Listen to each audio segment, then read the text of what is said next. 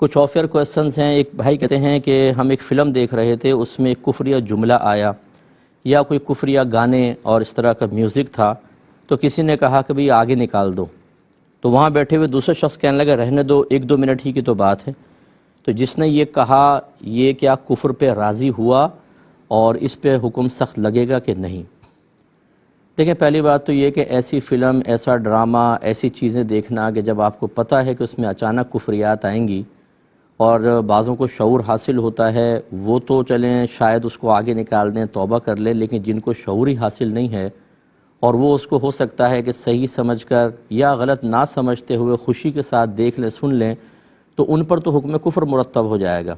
اور اسی طرح اولاد ہماری ہوتی ہے، بعض اوقات اس کو یہ اونچ نیچ نہیں پتہ ہوتی، تربیت ہماری جو ہے گھروں میں، اور جو ہم قرآن و حدیث کا علم دے رہے ہیں وہ ہم اچھی طرح جانتے ہیں، تو ایسا بڑا رسک لینے کی کیا ضرورت ہے؟ تھوڑی دیر کی انٹرٹینمنٹ اگر ہمارے ایمان کو ہی ضائع کر دے تو پھر دوزخ میں اس کا انجام بڑا برا ہے، اس لیے ہمیں توبہ کرنی چاہیے۔ ایک بات تو یہ دیکھے نہیں، دوسری بات ہے کہ اس طرح دیکھا اگر فرض کر لیں اور وہ آیا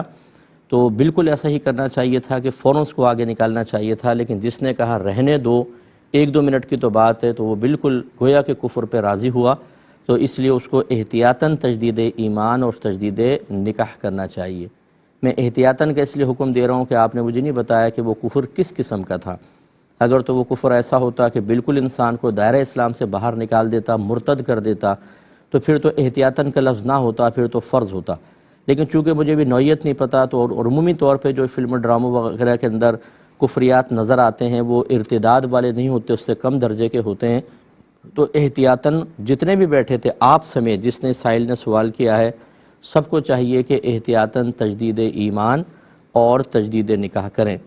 اور نیکسٹ ٹائم کے لیے بس یہ ذہن میں رکھیں کہ اس طرح کسی کفر کو جاری رکھنے کا کہنا یہ یقیناً رضا بالکفر ہی بنتا ہے، اور اس میں بہت گناہ ہے۔